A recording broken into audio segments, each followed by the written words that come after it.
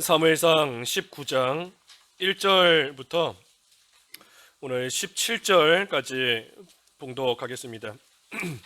사무엘상 19장 1절부터 17절까지입니다. 19장 1절.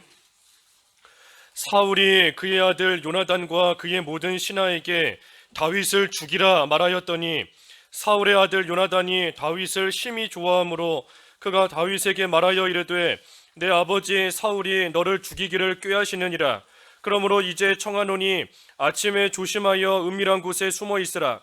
내가 나가서 내가 있는 들에서 내 아버지 곁에 서서 내 일을 내 아버지와 말하다가 무엇을 보면 내게 알려주리라 하고, 요나단이 그의 아버지 사울에게 다윗을 칭찬하여 이르되 원하건대 왕은 신하 다윗에게 범죄하지 마옵소서. 그는 왕께 득죄하지 아니하였고 그가 왕께 행한 일은 심히 선함이니이다. 그가 자기 생명을 아끼지 아니하고 블레셋 사람을 죽였고 여호와께서는 온 이스라엘을 위하여 큰 구원을 이루셨으므로 왕이 이를 보고 기뻐하셨거늘 어찌 까닭없이 다윗을 죽여 무죄한 피를 흘려 범죄하려 하시나이까. 사울이 요나단의 말을 듣고 맹세하되 여호와께서 살아계심을 두고 맹세하거니와 그가 죽임을 당하지 아니하리라. 요나단이 다윗을 불러 그 모든 일을 그에게 알리고 요나단이 그를 사울에게로 인도하니 그가 사울 앞에 전과 같이 있었더라.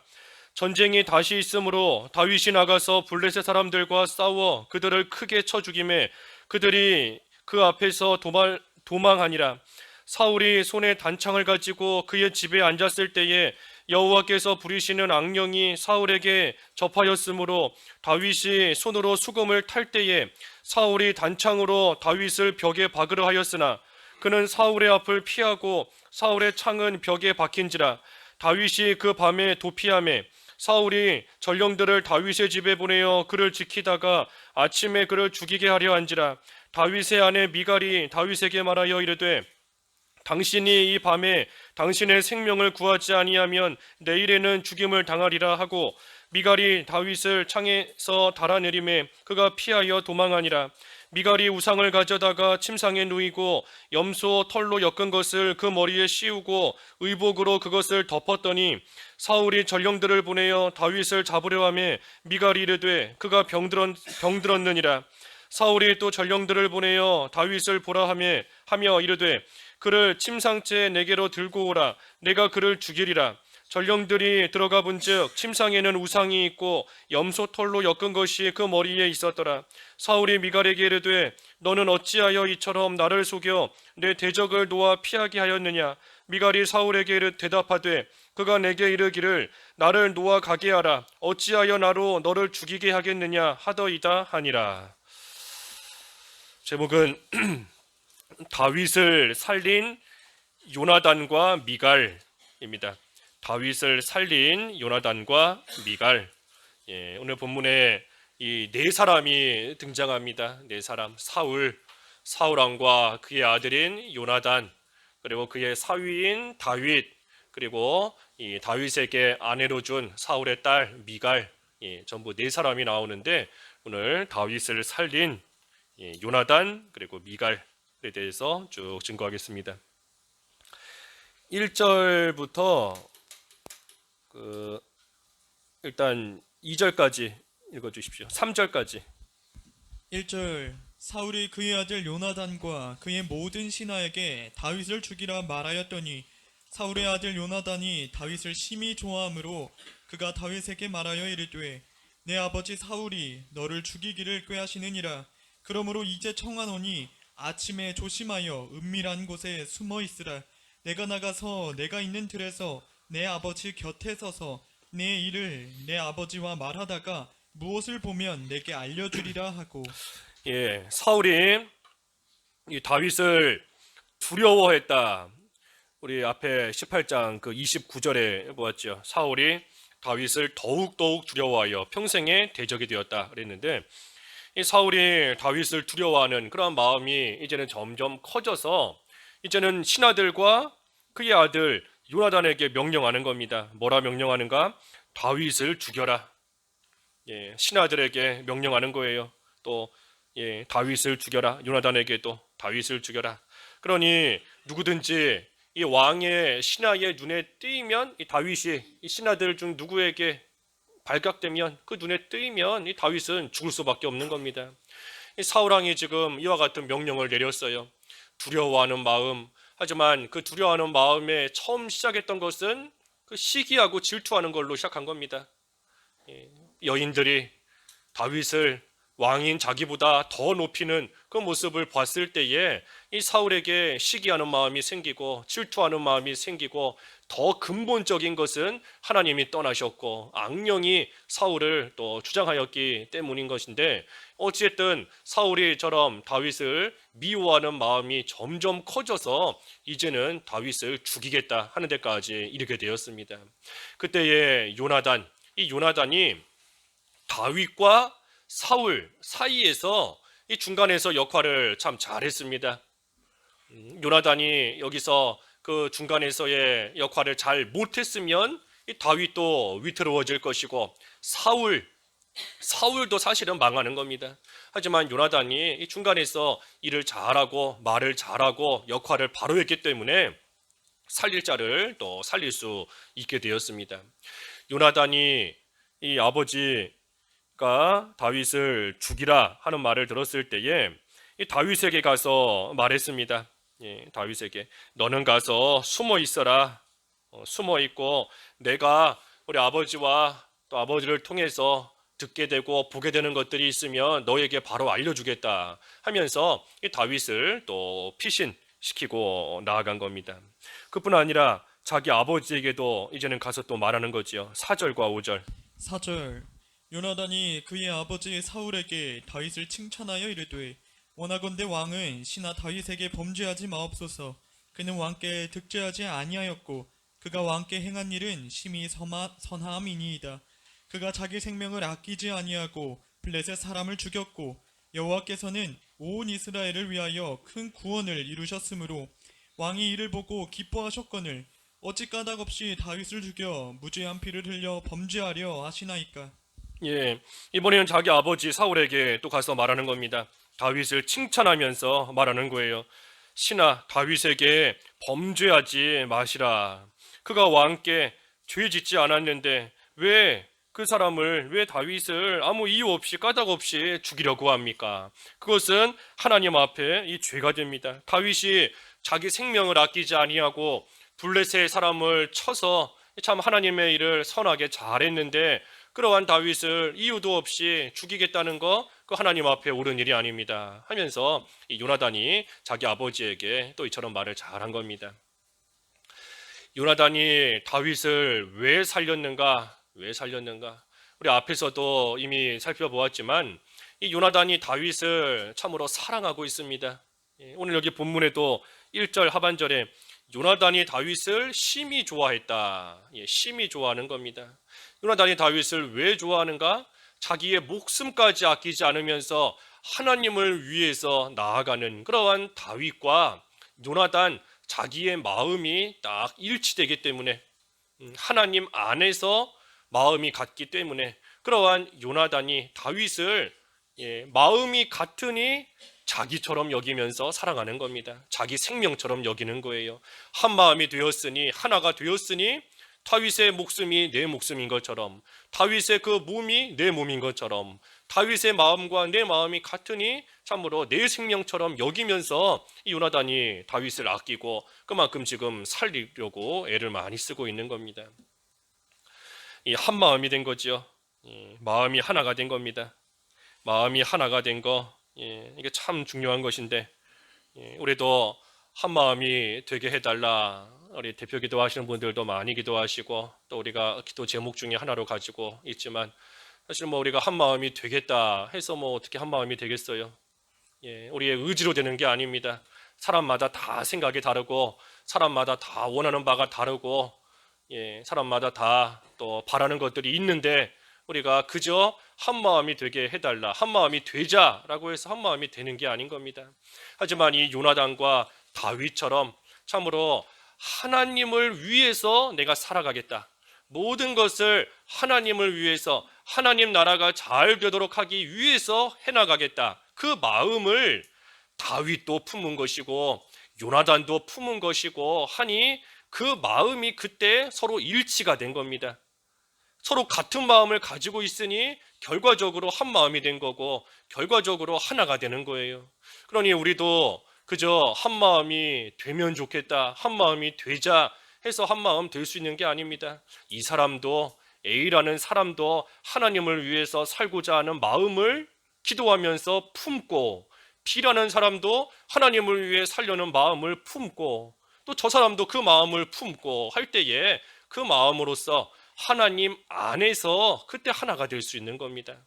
예수 그리스도의 마음을, 또 하나님을 위하는 마음을, 하나님의 나라가 잘 되기를 바라는 그러한 뜻을 우리 모두가 기도하면서 하나님 안에서 각자가 품어야 되는 겁니다. 그래야 우리가 주님 안에서 하나가 되는 것이지, 그것을 빼놓고 그저 하나가 됩시다, 뭐 겉모습은 하나가 될 수도 있고 또 일시적으로는 하나인 것처럼 될 수도 있지만, 하지만 결국 원하는 바가 각자 다르구나 하는 것이 나타나게 될 때가 되면 또 다 흩어질 수밖에 없는 겁니다.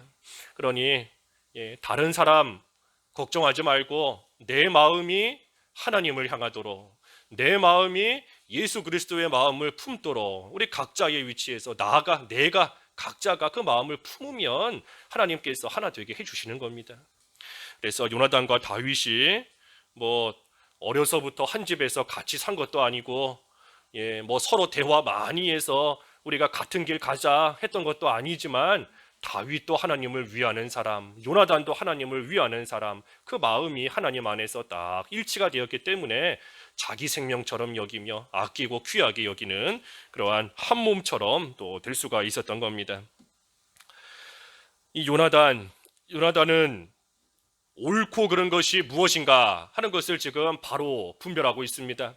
뭐가 올바른 것인지, 뭐가 잘못된 것인지, 하나님을 위해서 충성한 그러한 다윗을 아무 잘못도 없이 죽이는 것은 하나님 앞에 옳지 않다, 하나님 앞에 죄이다 하는 것을 요나단은 분명히 알고 있기 때문에 아무리 자기 아버지가 지금 해나가는 일이다 할지라도 그 못하게 지금 막는 겁니다. 요나단이 만약에 인정에 이끌리는 사람이었다면 자기 아버지가 하자고 하는 그대로 했을 거예요. 아들로서 아버지의 말씀 어길 수 없다, 또 아버지의 사랑하는 마음, 뭐 피는 물보다 진하다 그런 말도 있고, 뭐 팔은 안으로 굽는다, 그런 말도 있는데 내 가족이 먼저고, 내 식구가 먼저고, 내 아버지, 내 아들이 먼저다 라는 생각을 가지고 있었다면 이 요나단이 지금 이처럼 다윗을 살리는 그러한 일 용기 있게 못합니다. 못해요. 아버지이고 왕이고 그 앞에서 그저 시키는 그대로 또 할 수밖에 없었을 겁니다. 하지만 요나단이 그것이 아니라 뭐가 올바른 것인지, 하나님 앞에서 뭐가 잘못된 것인지 하는 것을 분명히 알고 있으니 그때의 올바른 일, 그 5절 하반절에 그랬지 않습니까? 다윗을 죽여 무죄한 피를 흘려 범죄하려 하시나이까. 다윗을 죽이는 것은 범죄, 죄를 범하는 것이다 하는 것을 요나단은 지금 분명히 알고 있는 겁니다. 하지만 요나단이 자기 아버지 사울에게 다윗을 죽이면 안 됩니다, 사울은 지금 죽이려고 하는데 요나단이 그것을 반대하고 나아가는데, 그렇다면 요나단이 자기 아버지이자 왕에게 충성하지 않은 것인가? 우리가 이것도 한번 생각을 해봐야 됩니다. 요나단이 자기 아버지 사울이 하는 것에 반대하고 나아갔는데, 그렇다면 요나단이 충성을 한 걸까요? 충성하지 않은 걸까요? 충성을 한 건가요? 안 한 건가요? 그렇죠. 우리가 충성이 뭔가 또 좀 생각을 해봐야 돼요. 충성. 그저 시키는 것을 그대로 하는 거, 그것만이 충성이 아닙니다. 시키는 거 그대로 한다고, 그게 충성이 아니에요. 그것이 충성이 아니고, 충성한다는 것은 일이 올바르게 잘 되도록 자기 위치에서 협력하는 것이 충성하는 겁니다. 일이 잘 되도록 도와주는 겁니다. 일이 잘 되도록 힘을 합치는 거예요. 어디에서? 자기 자리에서. 왕은 왕의 자리에서, 신하는 신하의 자리에서. 그래서 충성이라는 거 반대로 말하면 왕이 잘못할 때에는 그 옆에서 그 잘못을 지적해주고 올바른 길로 나아갈 수 있도록 옆에서 잘 도와주는 거, 그것이 사실은 충성하는 겁니다. 그저 왕이 시킨다고 해서 잘못된 거 뻔히 아는데도, 요나단이 지금 잘못됐다는 거 다 알고 있지 않습니까?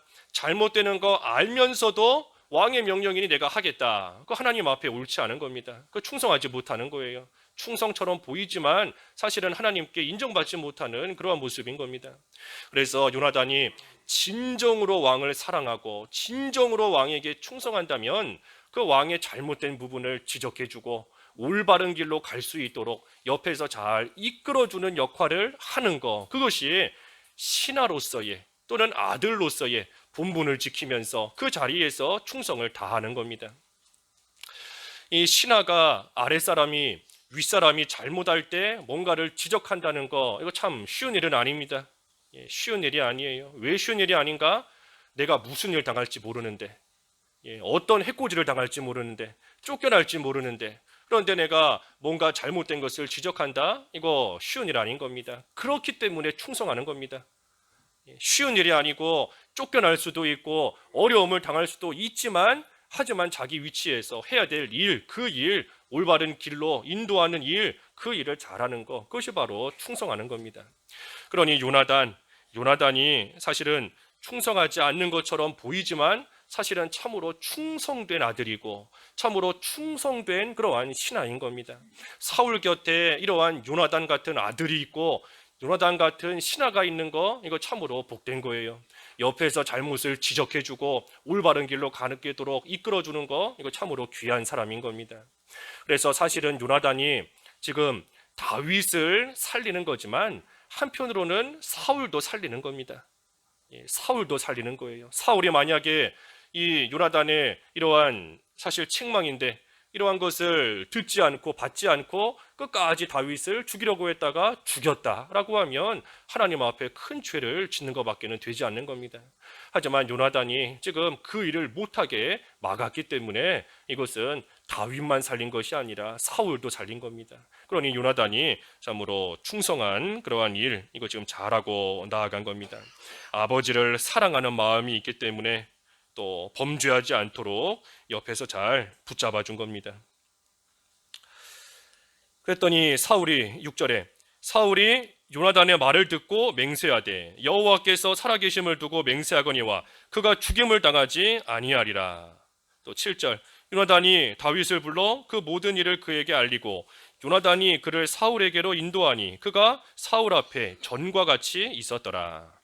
이것 보십시오. 요나단이 정말 충성스럽게 또 사랑하는 마음으로 자기 아버지를 잘 붙잡아 주었을 때에 사울이 또 돌이킨 겁니다. 돌이켜서 내가 다윗을 죽이지 않겠다, 하나님의 살아계심을 두고 맹세하는데 내가 죽이지 않겠다 하고 안 죽이겠다고 맹세했고, 그러니까 요나단이 다윗을 불러서 그 모든 일들을 다 말해준 겁니다. 내가 아버지하고 이렇게 얘기했는데 우리 아버지께서 너를 이제 다시는 죽이지 않겠다고 맹세하셨다. 그래서 그 다윗을 사울에게로 인도하니 다윗이 이전과 같이, 전과 똑같이 또 사울 앞에서 신하로서 또 수금을 타는 자로서 또 그 곁에 있게 되었습니다. 8절 읽어주십시오.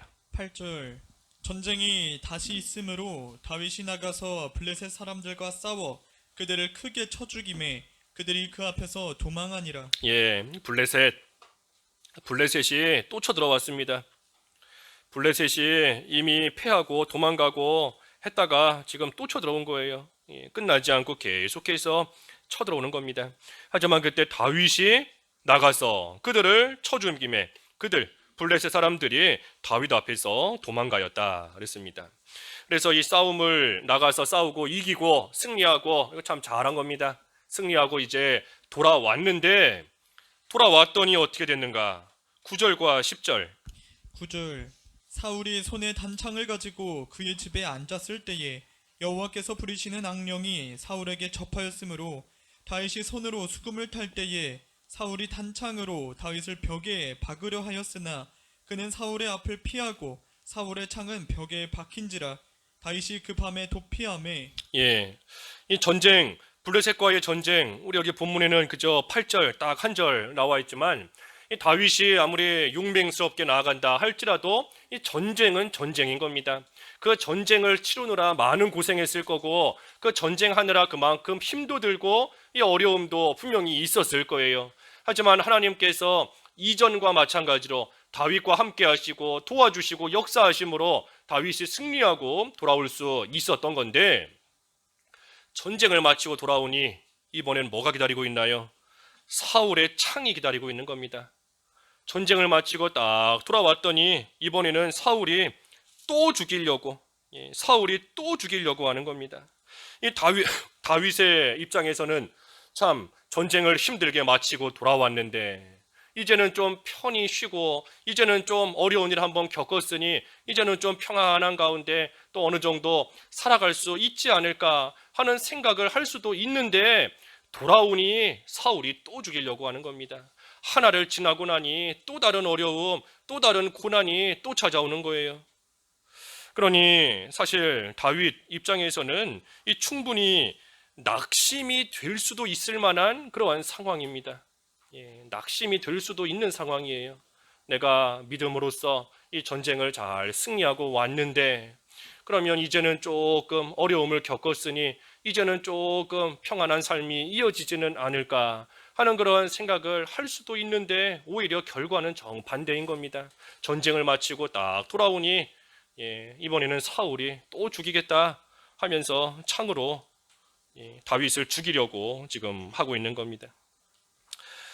우리가 참 우리의 여러 가지 믿음을 지키고 났을 때에 우리가 알게 모르게 기대하는 바가 그런 게 많이 있는 것 같아요. 내가 힘든 가운데서도 믿음을 썼으니 하나님께서 좋은 걸로 갚아주시겠지. 내가 어려운 가운데서도 참 믿음 쓰기 힘든 상황에서도 내가 그래도 하나님 붙잡고 의지하며 믿음을 썼으니 하나님께서 이제는 나에게 복을 주시겠지, 은혜를 주시겠지, 좋은 거 주시겠지 하는 알게 모르게 우리 속에 그런 심리가 좀 있고 그런 기대하는 바가 좀 있는 겁니다. 하지만 지금 다윗의 모습을 보면 정반대예요. 결과는 반대인 겁니다. 큰 일을 믿음으로 잘 통과했더니 그 후에는 평안한 것이 아니라 또 죽이려고 하는 그러한 어려움을 다시 겪게 된 겁니다. 다시 겪게. 우리 다니엘도 그랬지 않습니까? 30일 동안 기도하지 마라. 왕의 명령이 떨어졌을 때에 사실 30일 동안 기도한다는 거, 이거 목숨 걸고 기도하는 겁니다. 목숨 걸고. 기도하면 사자굴에 던지겠다 그랬는데, 그런데도 다니엘이 아랑곳하지 않고 이전과 똑같이 하루에 3번씩 창문을 열고 예루살렘을 향하여 무릎을 꿇고 하나님께 기도한다는 거, 그 결코 쉬운 일 아니에요. 목숨 걸고 하는 겁니다. 목숨 걸고. 그러니 우리 같으면 내가 이처럼 목숨 걸고 믿음 지켰는데 하나님이 분명히 좋은 걸로 주시겠지, 은혜로 갚아주시겠지.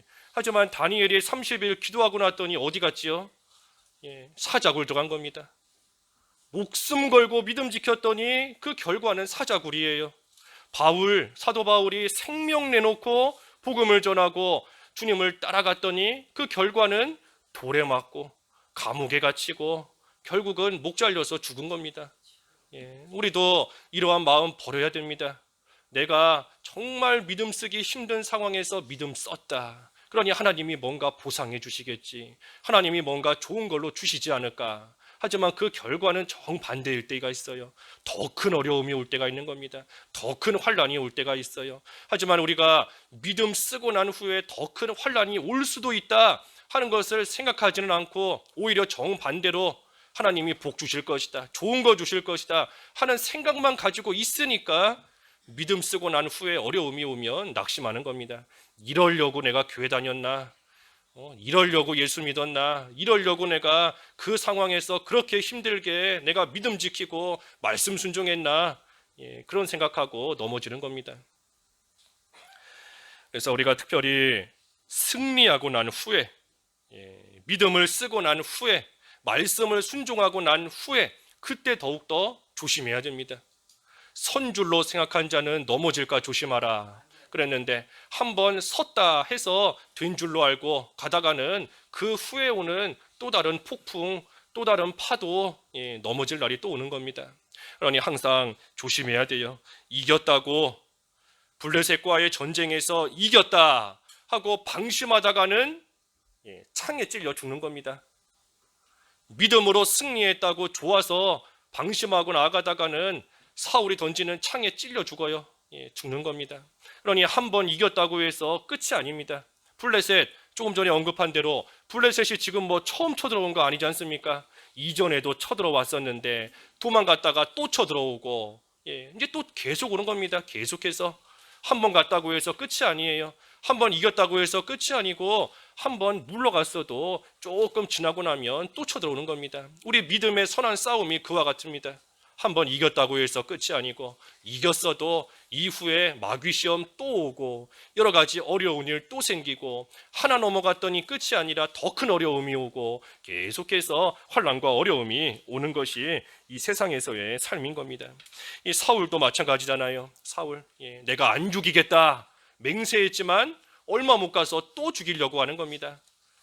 이 다음에도 보면 뒤에도 보면은 계속해서 죽이려고 하지 않습니까? 사울이 기회만 되면 죽이려고 내가 안 죽이겠다 했다가도 또 죽이려고 하고 한번 지나가는 걸로 끝이 아니라 계속해서 오는 겁니다. 계속해서. 그러니 조심해야 되는데 어떻게 조심해야 되는가? 이 다윗 입장에서는 지금 손으로 수금을 타고 있었습니다.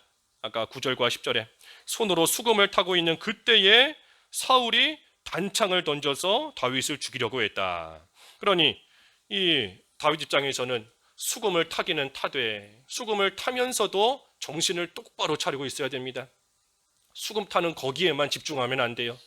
손으로는 수금을 탈지라도 귀로는 그 수금 소리를 듣더라도 그래도 눈은 사울도 쳐다봐야 되는 것이고 또 수금도 봐야 되는 것이고 항상 정신을 똑바로 차리고 조심하며 있어야 되는 겁니다. 수금 타는 그 일에만 완전히 몰두해서 푹 빠져 있으면 사울이 던지는 그 창 날라오는 것도 모르고 그 창에 그대로 모르는 사이에 찔려서 죽는 겁니다. 벽에 박혀 죽는 거예요. 우리 그 느헤미야 시대에도 보면은 그 성벽을 쌓을 때 일꾼들이 한 손으로는 성벽을 쌓으면서 다른 한 손으로는 무기를 들었다 그랬습니다. 한 손으로는 무기를 들고 있는 겁니다. 왜 무기를 들겠어요? 성벽을 쌓는 데에 대적하는 그러한 적들이 오면 성벽을 쌓다가도 얼른 가서 그들과 맞서 싸워야 지금까지 쌓은 그 성벽이 무너지지 않을 수 있고 또 온전히 그 성벽 쌓을 수 있으니 한 손으로는 쌓으면서도 한쪽으로는 무기를 들고 언제든지 싸울 그럴 준비를 하고 있는 겁니다. 그러니 다윗도 수금을 타기는 타지만 한편으로는 깨어서 정신을 차리고 사울이 나를 안 죽이겠다 하고 약속은 했지만 하지만 언제 또 돌변할지 모른다, 변할지 모른다 하는 것을 늘 염두에 두고 조심히 깨어 있어야 또 날아오는 창 피할 수 있는 겁니다. 특별히 여기 본문에서 이 사울이 다윗을 죽이려고 한다 그랬는데 이 사울이 다윗을 죽이려고 하는 것은 이 마귀의 역사입니다. 마귀 역사예요. 다윗이 가는 곳마다 하나님으로 인하여 승승장구하고 믿음을 쓰면서 하나님을 앞세우고 나아가는 그러한 다윗이니 이 마귀가 가만히 있지 않는 겁니다. 사울을 이용해서 이 마귀가 지금 다윗을 죽이려고 하는 겁니다. 아무리 사울이 악령이 들렸다 해도 악령이 들렸으면 뭐 여러 가지 면에서 또 되지 못한 그러한 모습으로도 나아갈 수 있는데 왜 악령이 들렸는데 하필 다윗을 죽이려고 할까? 악령이 들렸으면 뭐 딴 사람한테도 해코지할 수 있고 자기 몸에도 막 상처도 낼 수 있고 여러 가지 좋지 않은 모습 얼마든지 나갈 수 있는데 왜 하필 다윗을 이처럼 죽이려고 할까? 마귀의 역사이기 때문인 겁니다. 믿음으로 살아가는 다윗을 죽이려고 하는 이 마귀가 지금 사울을 이용해서 믿음의 길 걸어가는 다윗 그 길 못 가도록 또 없애려고 계속해서 해나가는 겁니다. 그래서 하나님의 일이 잘 될 때 블레셋 무찌르고 전쟁에서 승리하고 돌아왔으니 하나님의 일이 얼마나 잘 된 거예요. 하나님의 일이 잘 되는 그때에 이 마귀의 역사가 반드시 따라오는 겁니다.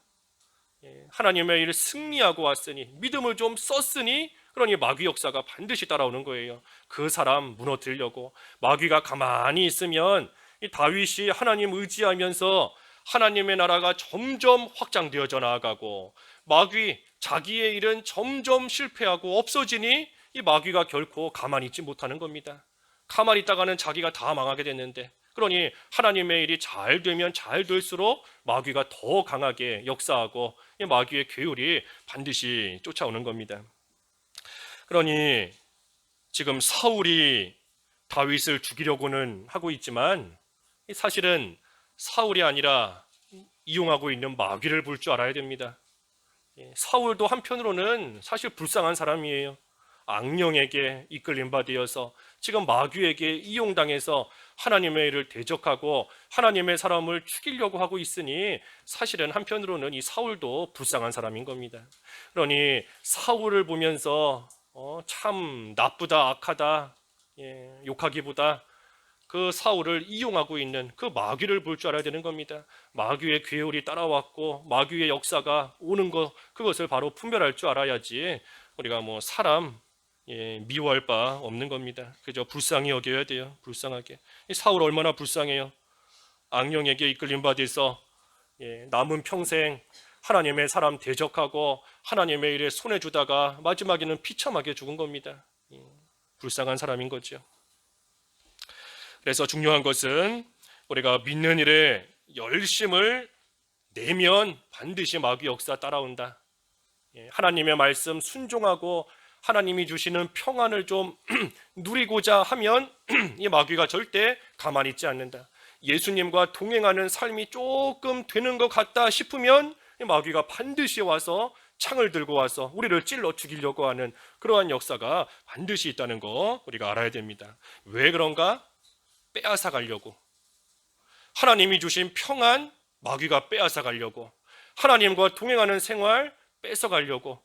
나에게 심겨주신 믿음 뺏어 가려고. 마귀가 이것을 뺏어 가려고 계속해서 역사하는 줄을 알고 우리가 항상 조심해야 됩니다. 항상 조심해야 돼요. 특별히 이 큰 일을 하고 난 후에도 조심해야 되지만, 반대로 큰 일을 앞두고 나서도, 큰 일을 앞두고도 우리가 조심해야 됩니다.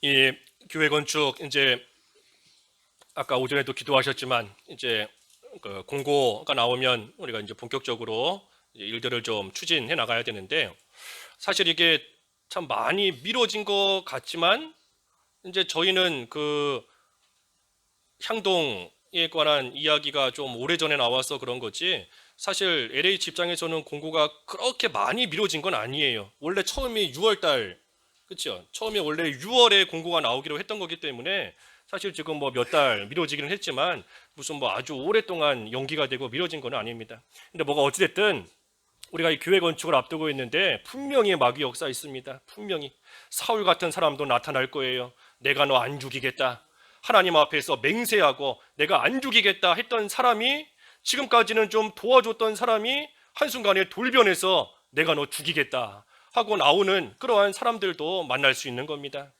만날 수 있어요. 여러 가지 면에서 참으로 손해주려고 하는 그러한 사람, 어디서 갑자기 창이 날라올지 모르는 겁니다. 하나님의 일 해나간다 하면서 있는데 생각지 못한 곳에서 갑자기 창이 날아올 수도 있는 것이고, 여러 가지 면에서 이 마귀 역사 있을 수 있는 줄 알아야 됩니다. 대적이, 물러갔던 대적이 또다시 공격해 올 수도 있는 것이고, 그러니 우리가 큰 일을 앞두고서 또 큰 일을 하고 난 다음에도, 큰 일 전후에서는 반드시 그만큼 마귀 역사가 있는 줄 알고 우리가 정신을 좀 똑바로 차리고 있어야 됩니다. 창이 언제 날아올지 몰라요. 교회 건축하는 거 우리가 열심을 내야 되지만 거기에만 또 매진해서는 안 됩니다. 거기에만 온 정신 다 팔리면 안 돼요. 그 일 열심히 하면서 한 손으로는 무기를 들고 언제든지 이 마귀 공격해 오면 무찌를 수 있는 믿음의 실력을 우리가 또 기르고 갖추고, 그러니 우리가 늘 함께 기도하는 것처럼 영적 성전을 먼저 짓게 해달라 우리가 기도하지 않습니까? 영적 성전이 먼저 잘 지어져야, 그래야 이 겉에 보이는 그러한 교회 건물도 온전히 지어질 수 있는 겁니다. 그래서 우리가 중요한 것은 이 마귀 역사가 하나님의 일에는 반드시 따라온다. 하나가 지나가면 끝이 아니고 그 후에 또 온다. 계속해서 온다. 사람도 어떻게 변할지 모른다. 창이 어디서 날아올지 모른다. 우리가 분명히 알고 있어야 또 찔리지 않을 수 있는 겁니다. 11절과 12절 읽어주십시오. 11절 사울의 전령들을 다윗의 집에 보내어 그를 지키다가 아침에 그를 죽이게 하려 한지라. 다윗의 아내 미갈이 다윗에게 말하여 이르되 당신이 이 밤에 당신의 생명을 구하지 아니하면 내일에는 죽음을 당하리라 하고 미갈이 다윗을 창에서 달아내림에 그가 피하여 도망하니라. 이 사울이 창을 던졌더니 다윗이 피했고 그날 밤에 도피했다.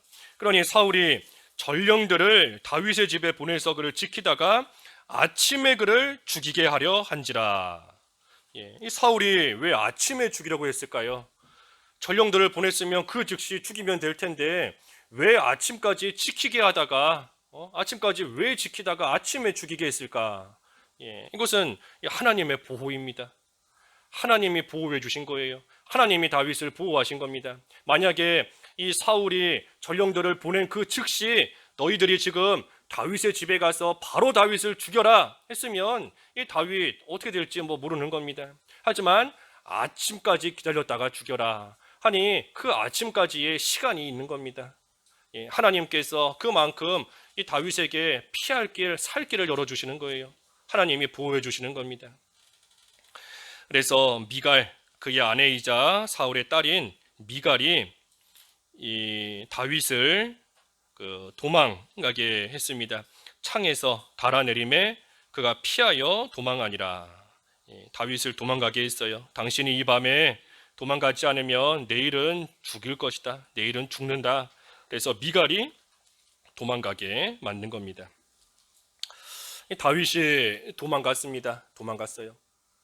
블레셋과의 싸움에서는 다윗이 도망가지 않고 용기 있게 싸워서 이겼는데 지금은 다윗이 도망가는 겁니다. 왜 도망갔는가? 싸워야 될 때가 있고 피해야 될 때가 있는 겁니다. 무작정 싸우는 게 아니에요. 싸워야 될 때는 싸워야 되고 피해야 될 때는 피해야 되는 겁니다. 다윗의 입장에서는 지금이 싸울 때가 아니에요. 왜 싸울 때가 아닌가? 만약에 다윗이 사울과 또는 사울의 신하들과 싸운다 하면 이스라엘끼리 치고받고 싸우는 겁니다. 이스라엘끼리 그 안에서 죽이고 살리고 서로 싸우는 것이고, 또 지금 사울은 다윗의 그 장인인데 다윗이 사위지 않습니까? 사위인데 가족끼리 또 싸우는 겁니다. 가족끼리 서로 싸우는 것이고, 또 사울 왕, 하나님이 어찌됐든 기름 부어 세운 하나님의 왕인데 또 하나님의 왕, 하나님이 세우신 왕을 대적하는 또 그러한 일이 될 수밖에 없는 겁니다. 그러니 지금은 다윗의 입장에서 싸울 때가 아닙니다. 싸울 때가 아니고 그 자리를 피하는 것이 상책인 거예요. 그러니 다윗이 이 미갈의 말을 듣고 집에서 피하여 도망갔습니다. 13절에서 끝절 17절 13절 미갈이 우상을 가져다가 침상에 누이고 염소털로 엮은 것을 그 머리에 씌우고 의복으로 그것을 덮었더니 사울이 전령들을 보내어 다윗을 잡으려 하매 미갈이 이르되 그가 병들었느니라. 사울이 또 전령들을 보내어 다윗을 보라 하며 이르되 그를 침상째 내게로 들고 오라. 내가 그를 죽이리라. 전령들이 들어가 본즉 침상에는 우상이 있고 염소털로 엮은 것이 그 머리에 있었더라. 사울이 미갈에게 이르되 너는 어찌하여 이처럼 나를 속여 내 대적을 놓아 피하게 하였느냐. 미갈이 사울에게 대답하되 그가 내게 이르기를 나를 놓아가게 하라. 어찌하여 나로 너를 죽이게 하겠느냐 하더이다 하니라.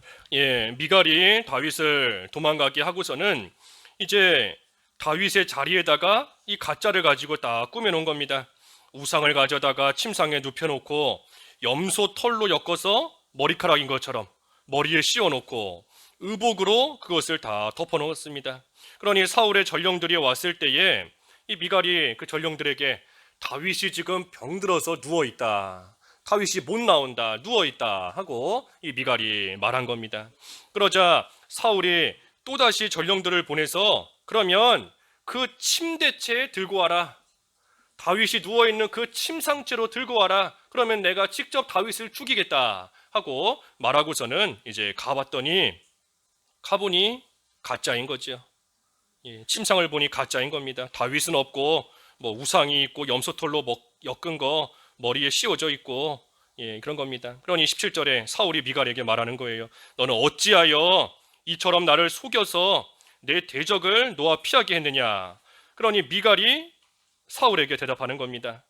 그가 다시 말해 다윗이 나한테 말했는데 다윗이 나를 놓아줘라.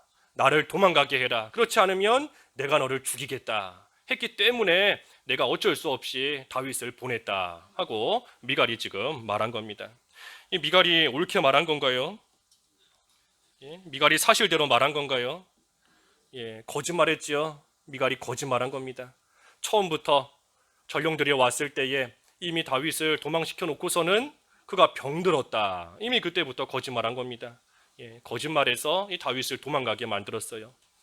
우리 비슷한 사건이 있었죠. 여호수아에 보면은 여호수아의 우리 기생 라합이 그 정탐꾼들이 왔을 때에 지붕에다가 숨겨놓고 그들을 잡으러 왔을 때에 그들이 이미 도망갔습니다. 없습니다. 빨리 쫓아가 보십시오. 하고서는 거짓말로서 그 정탐꾼들을 살린 겁니다. 이 미갈도 지금 이 비슷한 상황이에요. 왜 이렇게 했는가? 다윗이나 그 여호수아 시대 때의 그 정탐꾼들이나 이러한 자들은 지금 하나님을 위해서 일하는 하나님의 사람들입니다. 하나님의 사람들인데 이때 만약에 사실대로 모든 것을 말하면 이 하나님의 사람이 죽을 수밖에 없게 됩니다. 정탐꾼들 잡혀서 죽게 되고 지금 미갈이 거짓말한 이유는 다윗이 도망갔지만 얼마 못 갔기 때문에 지금 도망갔다 말하면 쫓아가서 다윗 잡아다가 죽일 우려가 있는 겁니다. 그렇기 때문에 쫓아가지 못하게 하려고 지금 이와 같이 거짓말을 해서 다윗을 살린 겁니다. 하나님의 일에 손해를 주지 않으려고 라합이나 미갈이나 지금 이처럼 이러한 모습으로서 나아간 겁니다. 그래서 원래 제일 좋은 것은 이 거짓말을 하지 않고 선한 방법으로서 하나님의 일을 하고 하나님을 살리는 것, 그것이 가장 좋은 최선의 방법이에요. 하지만 아무리 선한 방법을 찾고 찾아도 도저히 없다. 도저히 이 방법 말고는 하나님의 사람의 생명이 위험하고 하나님의 일이 온전히 이루어질 수가 없다 하는 그러한 가운데서는 하나님의 일에 손해 주지 않으려고 지금 어쩔 수 없이 이 사람이 거짓말을 하고 나아간 겁니다. 이 거짓말한 거 이거 잘한 건가요? 잘못한 건가요? 거짓말해서 사람을 살렸는데 잘한 건가요? 잘못한 건가요? 내가 이 상황이 됐다 하면은 어떻게 하시겠어요? 거짓말한 거 잘한 건가? 잘못한 건가? 어쩔 수 없으니 도저히 다른 방법이 없으니 어쩔 수 없으니 이거는 그래도 잘한 거다 하고 생각할 수도 있고 또는 뭐가 됐든 거짓말했으니 잘못한 거다. 잘못한 거다. 죄 지은 거다 하고 또 생각할 수도 있는 겁니다. 하지만 사실 우리가 판단할 수는 없습니다. 우리가 판단할 수는 없어요. 왜냐하면은 하나님께서는 그 중심을 보시는 하나님이신데 하나님께서 하나님의 일을 위해서 자기가 손해를 보면서까지 지금 거짓말했으니 죄 지은 거고 그만큼 하나님 앞에 책망을 받을 수밖에 없는 겁니다. 그만큼 자기는 손해보는 거예요. 하지만 하나님의 일을 위해서 자기는 손해보더라도 자기는 하나님 앞에 책망을 받더라도 그래도 하나님의 사람을 살리고 하나님의 일이 잘 되기를 바라는 그러한 중심에서 그 일이 나왔고 그 일을 했다라고 하면 하나님께서 용서해 주실 수도 있는 거고 아니면 그렇지 않을 수도 있는 거고 우리가 하늘나라 가봐야 하는 겁니다. 하늘나라 가서 한번 보세요. 라합이 어떻게 됐는지 미갈이 그때 하나님께 책망받았는지 칭찬받았는지 우리가 하늘나라 가기 전까지는 우리가 뭐 쉽게 판단 내릴 수는 없는 거예요. 하지만 여기서 중요한 것은 이 미갈이나 라합이 어떻게 하든지 하나님의 사람을 살리려고 했던 거, 어떻게 하든 하나님의 일에 협력하려고 했던 거, 그것이 귀한 겁니다. 그게 귀한 거예요. 하나님의 일이 잘 되기를 바라면서 나는 비록 손해보고 나는 어려움을 당하게 될지라도 하나님의 일이 잘 되기를 바라는 그러한 간절한 마음으로서 이 모든 일을 했다는 거, 그것이 참으로 중요한 겁니다. 그러니 우리가 이 미갈의 모습이나 라합의 모습을 악용하면 안 됩니다. 악용하면 안 돼요.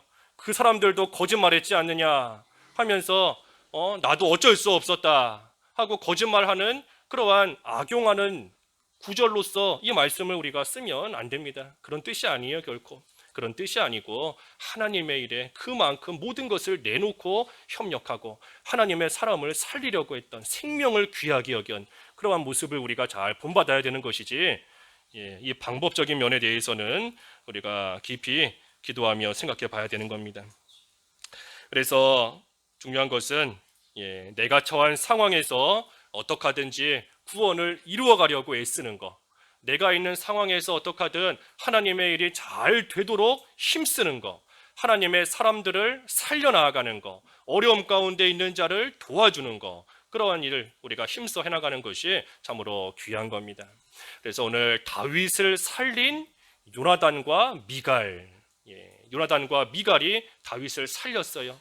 하나님의 사람을 귀하게 여기며 어려움 가운데 처한 그러한 사람들을 요나단과 미갈이 살린 겁니다. 다윗만 살린 것이 아니라 사실은 사울도 살렸다 그랬죠. 사울도 살린 겁니다. 그래서 우리도 늘 사람을 살리는 자가 돼야 됩니다. 사람을 살려야 돼요. 사울과 같이 아무 죄도 없는 사람을 창으로 찔려서 죽이려고 하는 그러한 죽이는 자가 돼서는 안 됩니다. 죽이는 자가 아니라 우리는 어떻게 하든 살리는 사람, 남을 도와주는 사람, 남을 건져줄 수 있는 그러한 사람이 돼야 되는 것이고, 또 한 가지 오늘 말씀에서 중요한 것은 이 마귀 역사가 항상 따라올 수 있다 하는 것을 늘 생각해야 됩니다. 그래서 하나가 지나갔다고 해서 끝이 아니고 마귀 역사 계속해서 오는 줄 알고 우리가 정신을 똑바로 차리고 믿음으로써 끝까지 굳건히 서야 모든 것을 하나님 앞에 인정받을 수 있는 모습으로 잘 통과할 수 있는 겁니다. 잠깐 말씀 생각하시면서 기도하시죠. 잠깐 하나님 아버지, 저희들도 요나단과 미갈처럼 사람을 살리는 저희들 다 되게 하여 주시옵소서. 큰 일을 앞두고 또 큰 일을 하고 난 후에 반드시 마귀의 이 악한 괴율이 따라오는 줄을 늘 생각하고 삼가 조심하며 정신을 똑바로 차려서 믿는 생활에 손해보지 않을 수 있는 그러한 저희들이 다 될 수 있도록 은혜를 내려 주시옵소서. 예수님의 이름으로 기도하옵나이다. 아멘.